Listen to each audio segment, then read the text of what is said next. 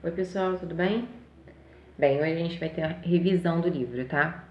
O que eu vou pedir para vocês? Anota lá a página que a gente vai trabalhar hoje, que é a página 175 a 178. Vocês vão pegar o livro, vocês vão tentar fazer esses exercícios, tá? Então, a primeira parte é tentar fazer esses exercícios sozinhos.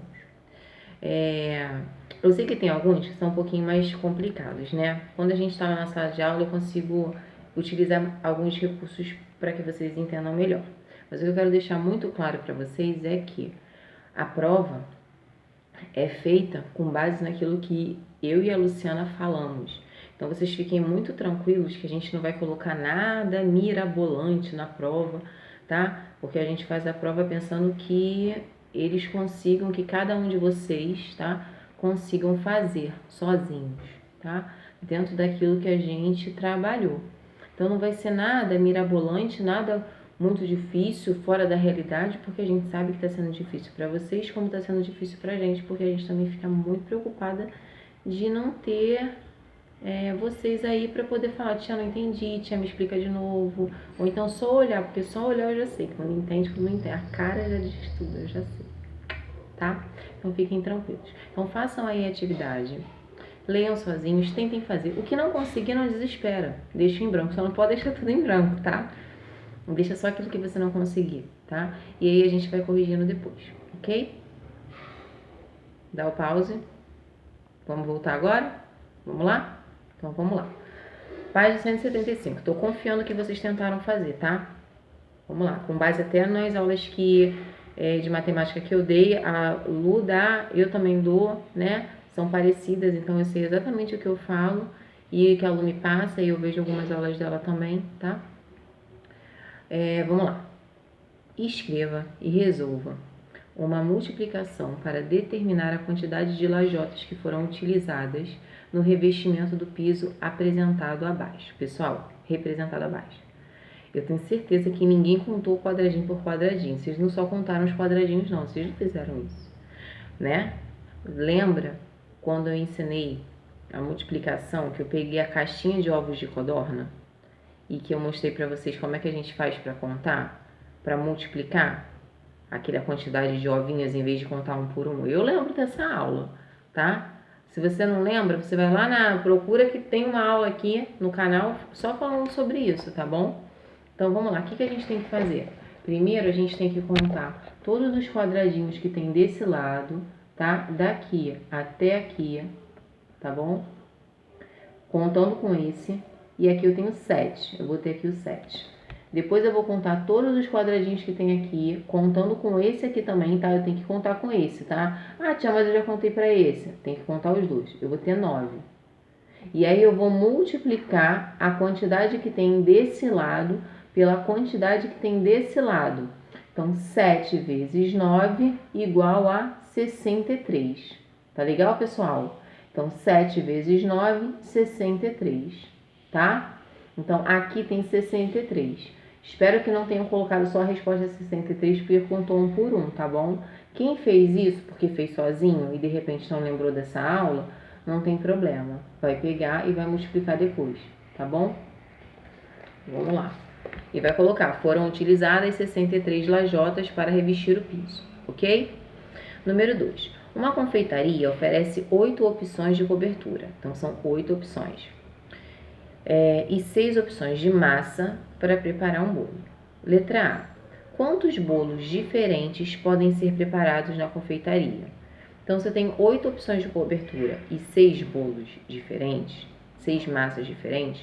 Para saber o total, eu tenho que multiplicar, certo? Então, eu vou multiplicar 8 vezes 6, que é igual a 48.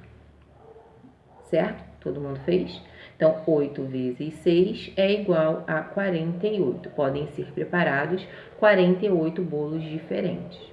Agora, preste atenção.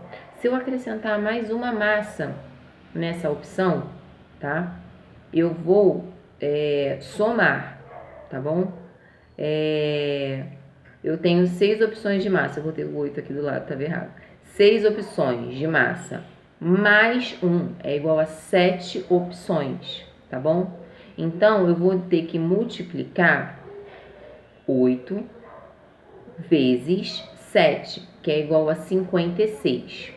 Só que ele quer saber quantas novas massas. Então, olha só. Aqui eu tenho 48, que eu sei que é o que eu posso fazer com 6 massas de bolo. Aí eu vou somar, eu já acertei aqui, tá? Que eu tinha colocado 8, eu vi que eu estava errado aqui. Eu tinha posto a resposta certa. 6 mais 1 é igual a 7 opções. Então, eu descobri quantas massas eu faço com 7 opções. Então, 7 vezes 8 é igual a 56. Só que eu só quero saber quantos bolos novos eu fiz, tá bom? Para eu saber quantos bolos novos eu fiz, eu vou diminuir 56, que são a quantidade com 7 opções, menos 48, que é a opção que só de 6. Então, aqui são 56 se forem 7 opções. Se foram 6 opções, 48. Então, eu vou diminuir para saber a diferença. Essa diferença é a quantidade que eu quero saber. Então, 56 menos 48 é igual a 8. É possível preparar 8 novas opções de bolo. Tá bom? Ok? Vamos lá. O número foi multiplicado, um número, qualquer número, 2, 3, 5, 10, foi multiplicado por 10. O resultado dessa multiplicação, o número é par ou ímpar? Pinte o quadradinho correspondente. Pessoal, qualquer número multiplicado por 10 vai terminar com 0. Então, 2 vezes 10, 20. 3 vezes 10, 30. 4 vezes 10, 40. 5 vezes 10, 50. 100 vezes 10, 1000. Todo número multiplicado por 10 vai terminar com 0. Fato. Não tem outra resposta. Qualquer número multiplicado por 10 vai terminar com 0. E eu sei que se um número termina com 0, 2, 4, 6 ou 8, é um número par. Então, eu vou marcar a opção par, porque eu sei que esse número vai ser par. Por quê? Que é o que está perguntando embaixo. Como você chegou a essa conclusão? Como é que você descobriu que o número é par? Porque qualquer número multiplicado por 10 vai terminar com 0. E os números terminados em 0 são números pares. Ok? Você entendeu? Você conseguiu achar essa resposta? Se você não achou, você conseguiu entender agora? Tá? Se você não conseguiu, coloca lá, manda um e-mail pra gente que a gente tenta explicar de novo depois, tá bom? Quem tira dúvida com a tia Cris, com a tia Lu, a tia Cris e a tia Lu sempre responde. E quando manda alguma coisa errada ou alguma coisa que tem que consertar, a tia Cris e a tia Lu sempre falam. Então, não guarda dúvida pra você, tá bom? Se você não entendeu aqui, você pergunta pra gente, tá? Página 176, continuando a correção que eu acredito que vocês já tenham feito, tá bom? Ana e Flávia precisam distribuir 24 biscoitos em embalagens com a mesma quantidade, tá? Observe o que elas estão dizendo. Vamos usar 5 embalagens para embalar os biscoitos? Falou a Ana. Já a Flávia falou, eu acho melhor 6 embalagens. Então, vamos ver quem conseguiu embalar direitinho? Vamos lá. Se a gente embalar 24 biscoitos,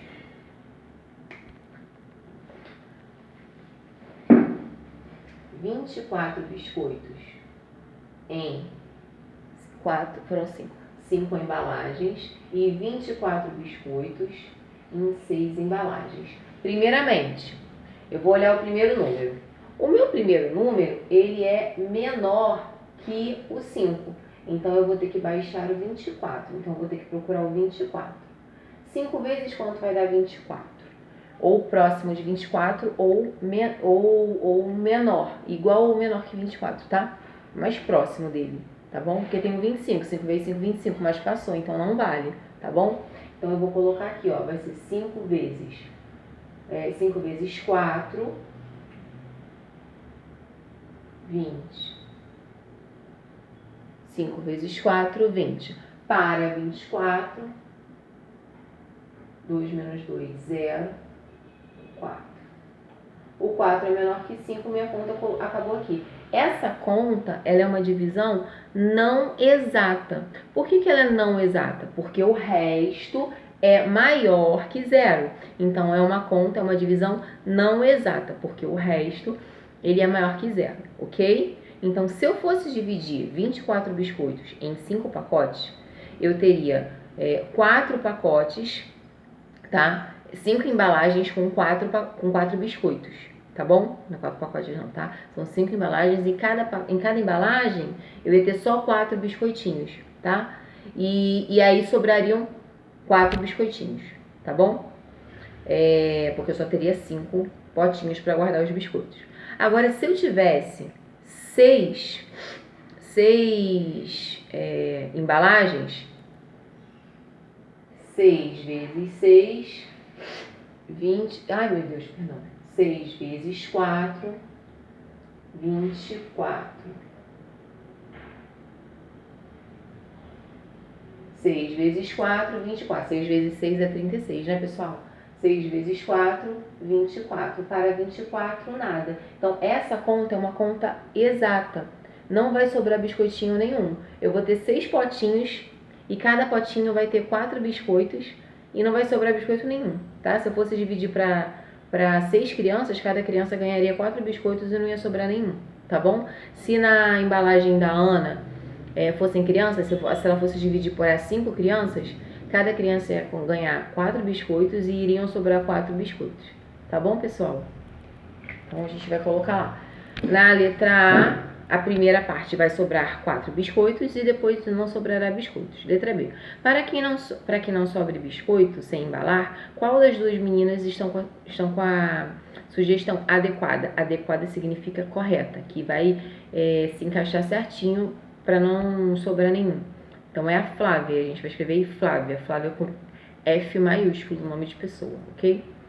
Embaixo, escreva por extenso o número representado em cada ábaco, tá? Pessoal, é igual você ter o quadro valor de lugar, tá bom? Então, por exemplo, na letra A, eu posso até colocar um número e depois escrever, né? Na unidade de milhar é 0. Unidade de milhar é 0. Na centena, dezena e unidade. Na centena tem 3. Na dezena tem 5. E na unidade tem 9. Então, que número é esse? 359. Agora aqui, unidade de milhar, centena, dezena, unidade. Na unidade de milhar tem 7. Na centena tem 9. Na dezena tem 1. E na unidade tem 8. Então, 7.918. Toda vez que a gente tem aqui, ó, antes de colocar o número da unidade de milhar, a gente tem um pontinho para ficar organizado. Então, eu sei que eu tenho 7.918. A cada 3 números, contando da direita para a esquerda, eu ponho um pontinho, porque eu estou aumentando. Aqui vai ser unidade de milhar, depois unidade de milhão, tá bom? A gente vai aprender isso aí, tá? Eu vou botar o pontinho, 7.918. Mas aí não é para escrever o número assim, o algarismo. É para escrever por extenso. Então, vocês vão escrever exatamente como está aqui. Preste atenção para escrever corretamente. Tem até a resposta aí do exercício de cima para quem não viu ou quer corrigir, ok?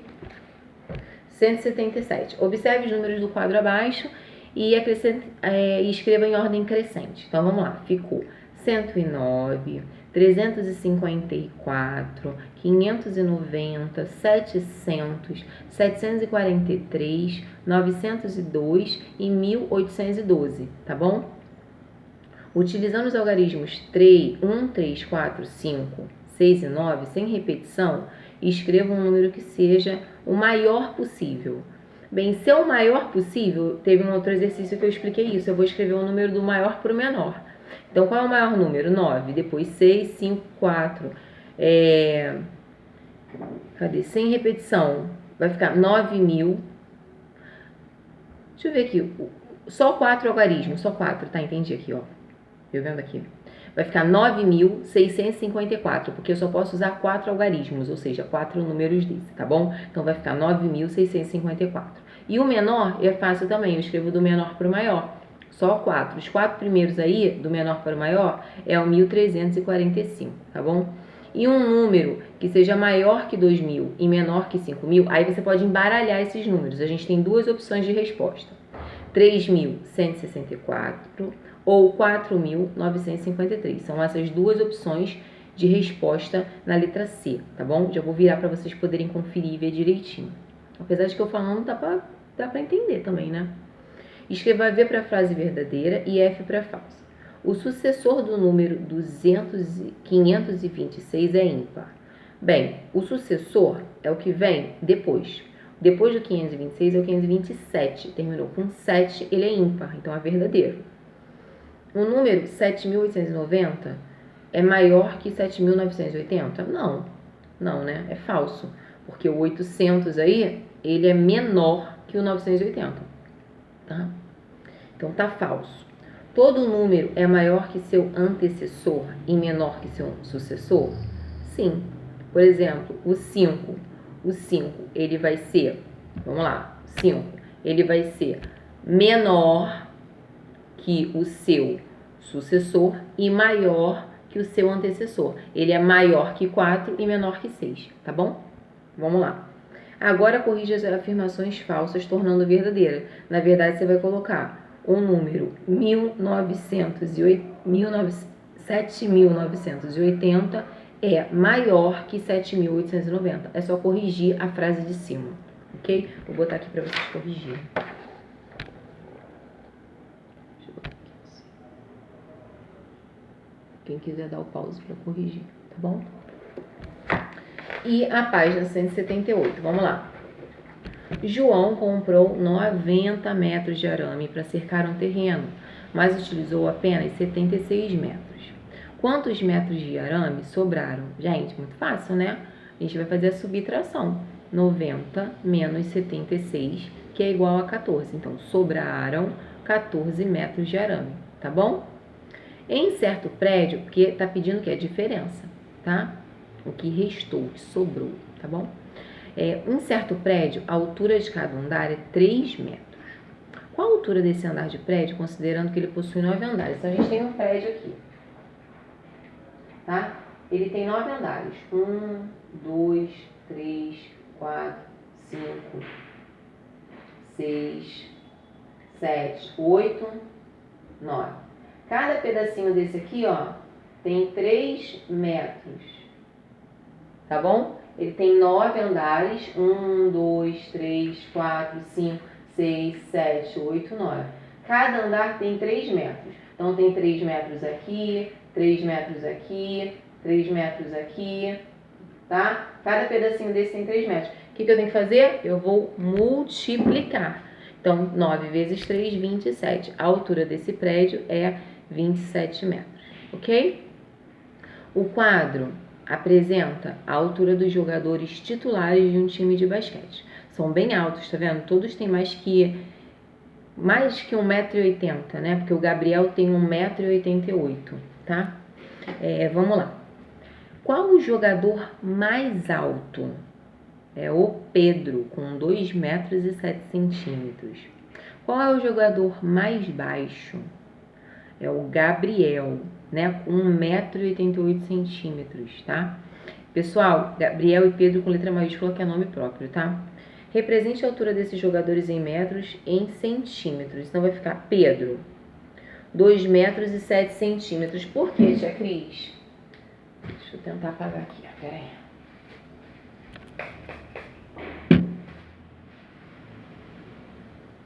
Vamos lá. Porque, ó, vamos lá, então, Pedro, dos 2,07 m, por quê? 207 é igual a 200 mais 7.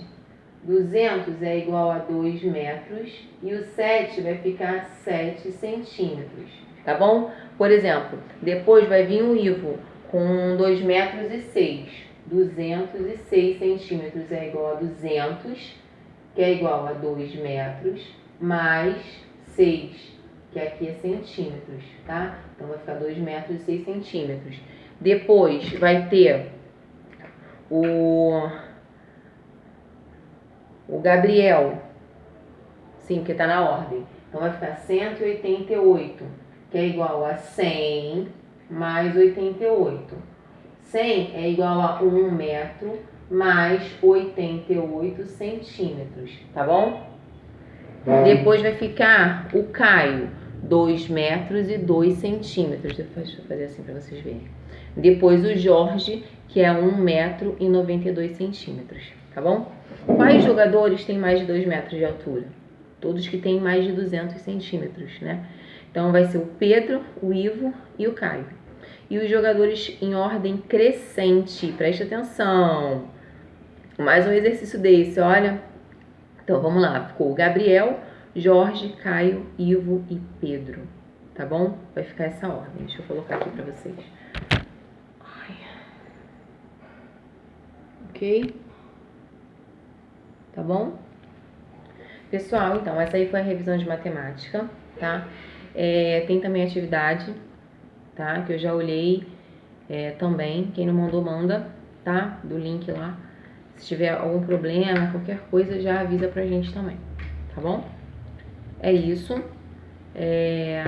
Estudem bastante pra próxima semana aí. Próxima semana de provas não tem videoaula, é só prova. Mas uma coisa que é muito boa, e que eu já falei em outro vídeo, é o seguinte. Independente de ter mais revisões ou não, as videoaulas do bimestre ficam gravadas, tá? Então, todas as videoaulas lá do finalzinho de maio, acho que 29 de maio, até hoje, são as nossas aulas. Claro que vocês vão ficar horas vendo videoaula, mas vocês podem passar algumas videoaulas importantes ou alguma coisa que vocês tenham um pouco mais de dificuldade, ter videoaulas de divisão, né? Então, vocês têm essa possibilidade da aula ficar gravada. Lá na escola não tem como gravar a aula, né? Quando tem aula presencial. É óbvio que são coisas diferentes, mas vocês têm essa possibilidade. Então, quem puder, utilize esse recurso, já que não vai ter videoaulas semana que vem, porque é uma semana de avaliação. Tá joia, pessoal? Então, ó, façam a prova com atenção. Atenção ao horário de entrega dessa prova. Tem que fazer a prova no mesmo dia, tá bom? Se tiver qualquer dúvida, manda pra gente, tá? Tenho certeza que vocês vão se dar muito bem, até porque a prova é pensada e feita, né? Pensando nesse momento e em tudo que a gente passa pra vocês. Então, a gente sabe o que passa pra vocês e a gente não vai pedir nada além daquilo que a gente tem falado e trabalhado aqui. Tanto que tem atividade no livro que eu até falo assim, gente, isso aqui é só curiosidade. Pessoal, eu acho melhor não fazer porque eu não vou passar um exercício assim agora, eu não quero confundir vocês, colocar mais informação que a gente de repente não vai utilizar nesse momento, tá bom? Tô morrendo de saudade, com fé que isso acabe logo, tá bom? Obrigada às famílias pela parceria e eu tô morrendo de saudade de vocês também, sempre, tá bom? Beijo.